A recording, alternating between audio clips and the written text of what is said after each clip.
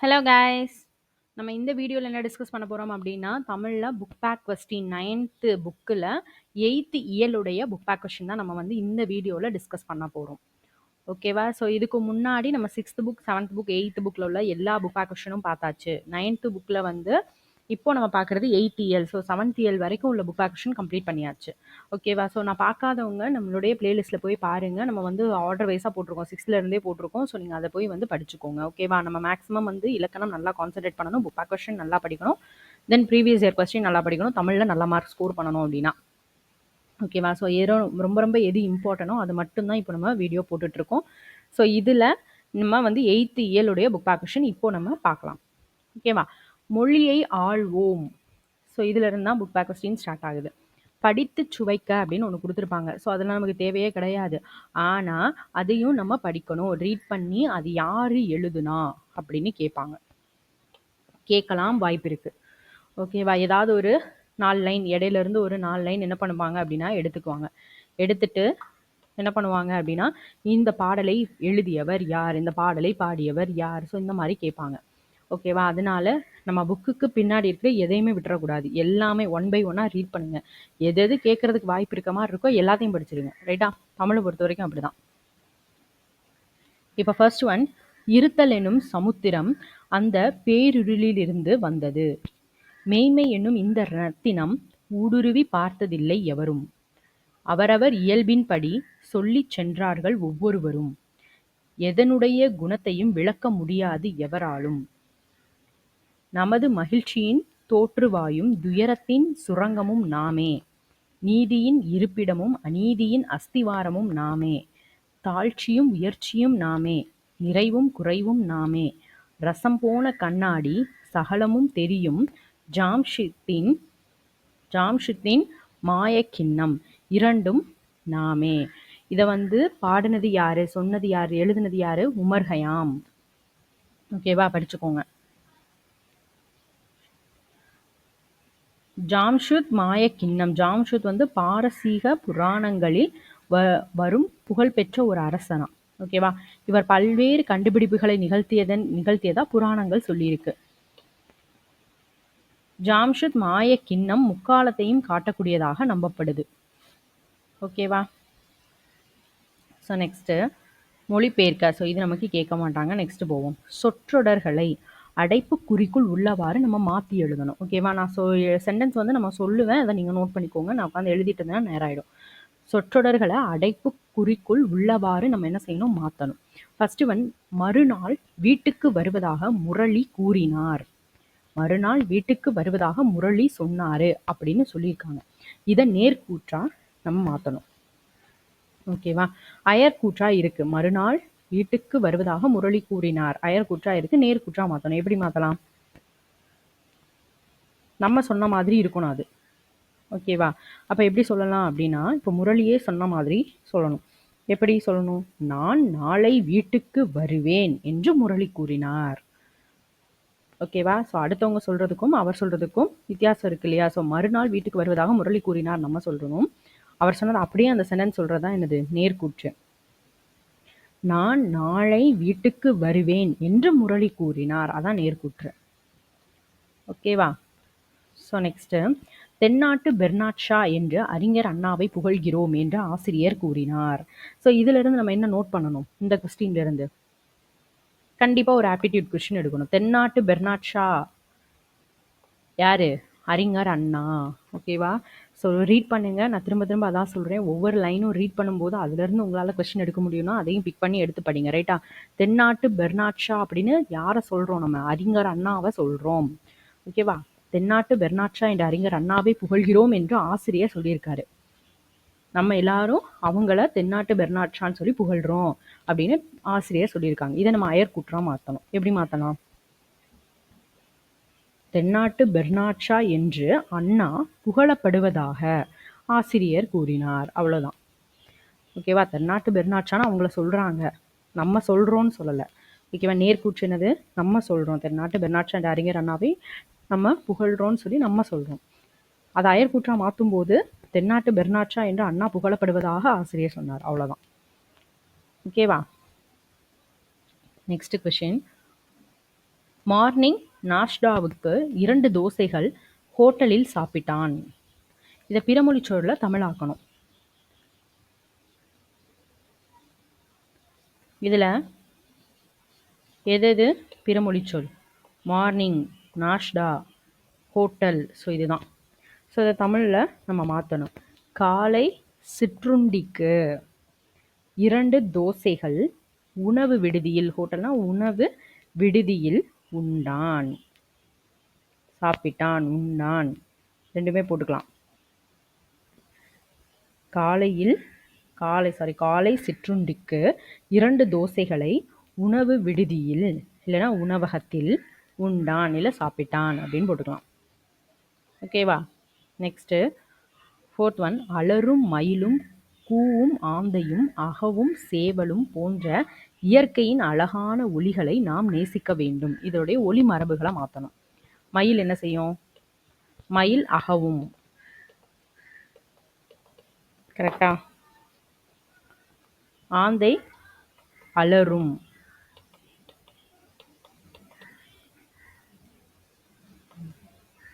ஆந்தை அலரும். சேவல் கூவும். அவ்வளோதான் முடிஞ்சு. நெக்ஸ்ட்டு, கோழி குட்டிகளை பிடிக்க பூனை குஞ்சுகள் ஓடின. ஸோ இதனுடைய பெயர் மரபு பிழையை திருத்தணும். கோழி என்ன சொல்லுவோம்? கோழி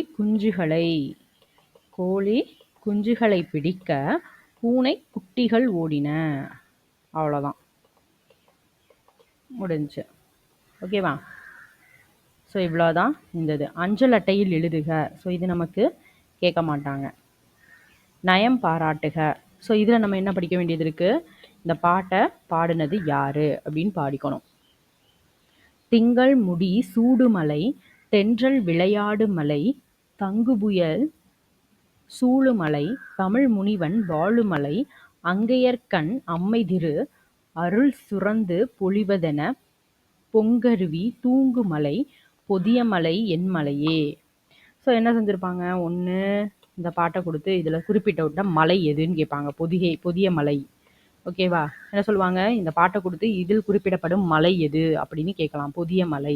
இந்த பாட்டை கொடுத்து இந்த பாடலை பாடியவர் யாருன்னு கேட்கலாம். குமரகுருபரர். ஸோ 2 கொஸ்டின் நம்ம இதிலிருந்து என்ன செஞ்சுருக்கோம்? எடுத்திருக்கோம். ஓகேவா? ஸோ அதனால் இதை படிச்சுக்கோங்க. ஓகேவா?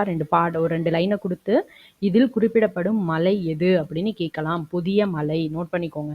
ஸோ நெக்ஸ்ட்டு, இந்த பாட்டை கொடுத்து இந்த பாடலை பாடியவர் யாருன்னு கேட்கலாம். குமரகுருபரர். நோட் பண்ணிக்கோங்க. ரைட்டா? நெக்ஸ்ட்டு, மொழியோடு விளையாடு. பொருத்தமான வாய்ப்பாடுகளை வட்டமிட சொல்லியிருக்காங்க. ஸோ இதில் பார்த்தீங்க அப்படின்னா நம்ம படிப்போம் இல்லையா? யாப்பிலக்கணம் படி கேட்டிருக்காங்க. இதுக்கு முன்னாடி யாப்பிலக்கணம் இருக்குது. அதோட புக் பேக் கொஸ்டின் தான் இது.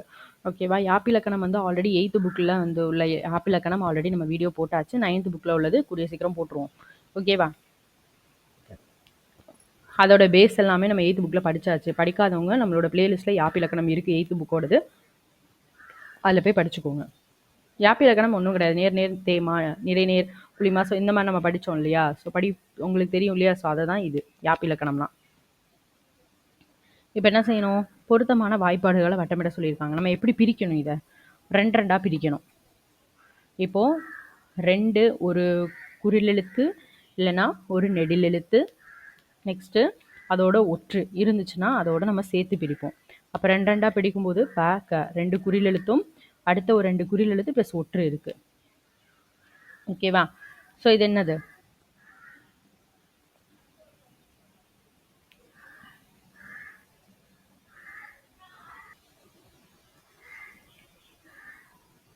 ஸோ 2 குறில் எழுத்து என்னது? அது நிறை. 2 குறில் எழுத்து ப்ளஸ் ஒரு ஒற்று நிறை. இப்போ ஆல்ரெடி நேர் என்ன தெரியும்? தேமா.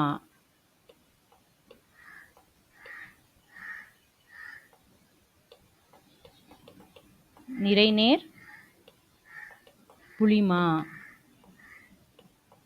நிறை என்னது? கருவிளம். நேர்நிறை கூவிளம். ஓகேவா? ஸோ இது நேர் நேர் தேமா, நிறை நேர் புளிமா, நிறை நிறை கருவிலம், நேர் நிறை கூவிலம். இதோட எக்ஸ்ட்ரா நேர் ஆட் ஆச்சுன்னா காயின்னு வரும். ஓகேவா? எக்ஸ்ட்ரா என்ன வரணும்? நேர் ஆட் ஆச்சுன்னா அது காயின்னு முடியும். அதே நிறை ஆட் ஆச்சு அப்படின்னா கனின்னு முடியும். அவ்வளோதான் வித்தியாசம் இதுக்கும் அதுக்கும். ஓகேவா? தேமாங்காய், புளிமாங்காய் படிச்சிருக்கோம்ல.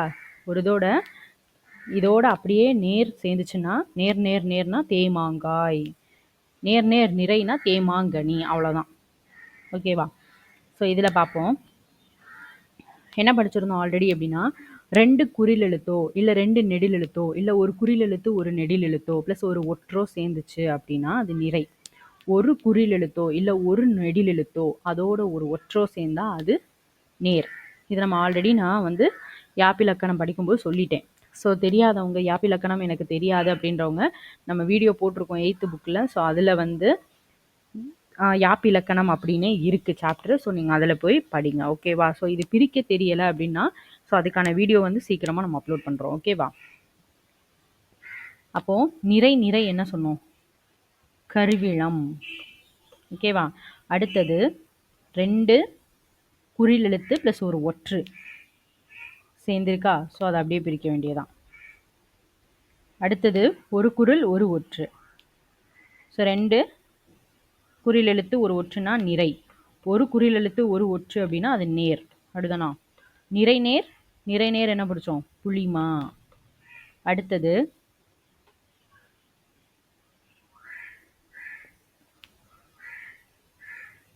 தா ஓவியம். ரைட்டா? ஸோ ஒரே ஒரு நெடில் எழுத்து, அது என்னது? நேர். ஒரு நெடில் எழுத்து இருந்தால் நேர். இதில் என்ன இருக்குது? ஒரு நெடில் எழுத்தும் ஒரு குறில் எழுத்தும், அது நிறை. சாரி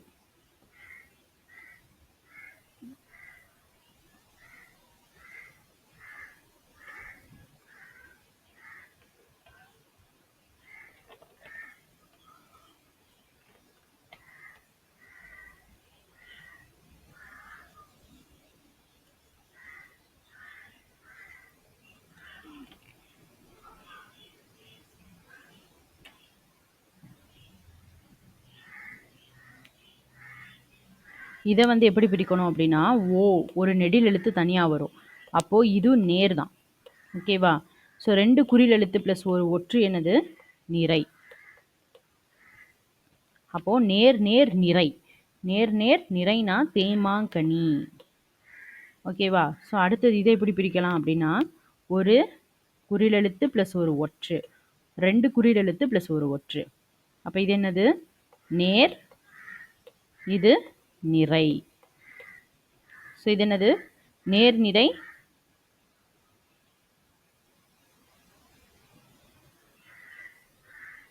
கூவிலம். எங்கே போட்டிருந்தோம்? நேர்நிறை கூவிளம். அடுத்தது ஒரு நெடில் எழுத்து ப்ளஸ் ஒரு ஒற்று, ஒரு குறில் எழுத்து ப்ளஸ் ஒரு ஒற்று, அது தனி. ஸோ இது நேர். இது நேர். இதுவும் நேர். நேர் நேர் நேர் என்ன சொன்னோம்? தேமாங்காய். ஓகேவா? ஸோ இந்த வீடியோ வந்து நம்ம ப்ரீஃபாக வந்து இன்னொரு இது போடலாம். ஓகேவா? இன்னும் நம்ம வந்து 9th புக்கில் உள்ள யாப்பிலக்கணம் இன்னும் பார்க்க ஸ்டார்ட் பண்ணலை. ஸோ அது பார்க்கும்போது இன்னும் ப்ரீஃபாக நம்ம பார்க்கலாம் இதை பற்றி.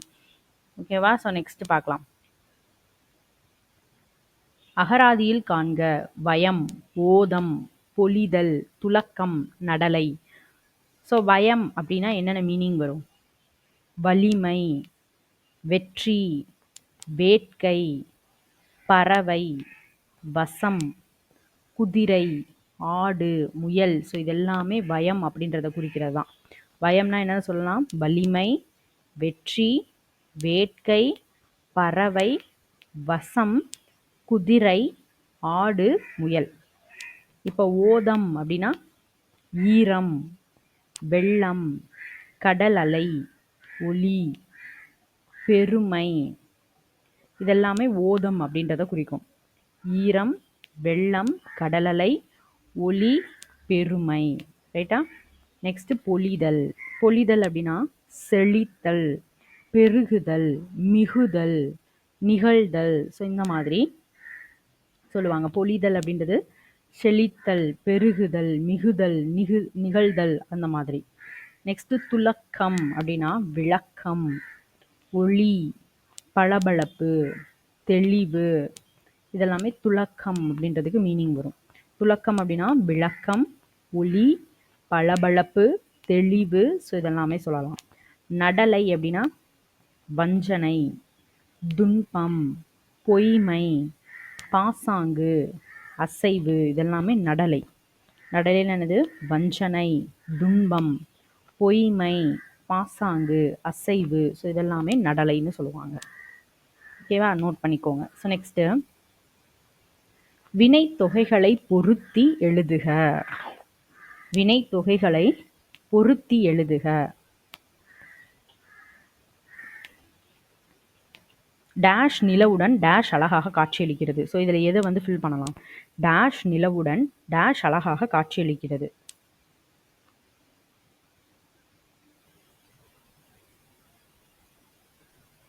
வளர்பிறை நிலவுடன் விரிவானம் அழகாக காட்சியளிக்கிறது. ஓகேவா? வளர்பிறை நிலவுடன் விரிவானம் அழகாக காட்சியளிக்கிறது. செகண்ட் ஒன், டேஷ் கொடிகளும் டேஷ் இங்களும் மனதை கொள்ளையடிக்கின்றன. டேஷ் கொடிகள். தளிர் பூங்கொடிகளும் டேஷ் இங்களும்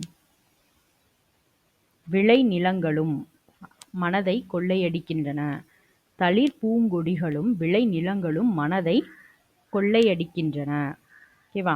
தேர்ட் ஒன், டேஷ்கள் அனைத்தும் டேஷில் மூழ்கி கிடக்கின்றன. நீள் வீதிகள் அனைத்தும் மூடுபனியில் மூடி கிடக்கின்றன. நீள் வீதிகள் அனைத்தும் மூடுபனியில் மூழ்கி கிடக்கின்றன. மெல்ல டேஷும் டேஷ் புகழ் பாடுகின்றது. மெல்ல வீசும் குளிர் காற்றும். கரெக்டாக வருமா? ஓகே. மெல்ல வீசும் குளிர் காற்றும் வளர்தமிழ் புகழ் பாடுகின்றது. மெல்ல வீசும் குளிர்காற்றும் வளர்தமிழ் புகழ் பாடுகிறது. ஓகேவா? தொலைவில் கலங் டேஷ் இத்தின் ஒளி டேஷ் சுவரை ஒளிரச் செய்கிறது. தொலைவில் கலங்கரை விளக்கு. கலங்கரை விளக்கின் ஒளி உயர்மதில் சுவரை ஒளிரச் செய்கிறது. ஓகேவா? அவ்வளோதான். ஸோ நெக்ஸ்ட்டு ஸோ இதில் என்ன கேட்டிருக்காங்க அப்படின்னா நேர் நேர் நிறை நிறை நேர் நேர் நிறை நிறை நிறை நேர் நேர் நேர் கொடுத்துருக்காங்க. ஸோ ஆல்ரெடி இது நம்ம பார்த்தாச்சு. நேர் நேர் தேமா, அதோட நிறை சேர்ந்தா தேமாங்கனி. ஏட்டா? நிறை நிறை கருவிளம், அதோட நேர் சேர்ந்தா கருவிளங்காய். அடுத்தது நேர் நிறை கூவிளம், நிறை நிறை கருவிளம், நேர் நேர் நேர் தேமாங்காய்.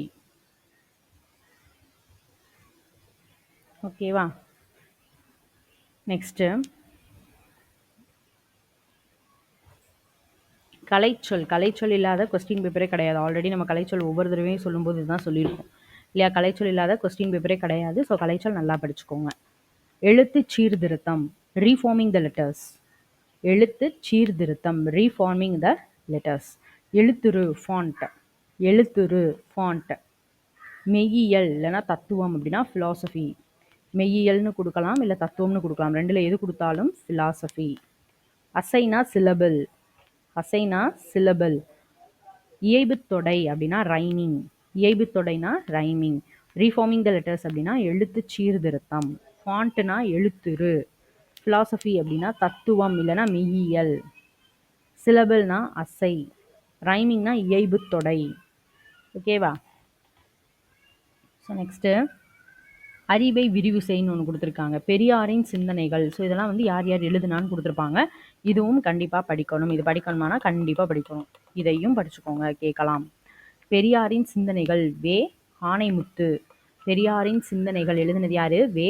ஆணைமுத்து. அஞ்சல் தலைகளின் கதை எஸ்.வி. சட்டர்ஜி. மொழிபெயர்ப்பு பண்ணது வி.மு. சாம்பசிவன். அஞ்சல் தலைகளின் கதை எஸ்.வி. சட்டர்ஜி. தங்கைக்கு மு. வரதராசன். தங்கைக்கு எழுதினது மு. வரதராசன். தம்பிக்கு அறிஞர் அண்ணா.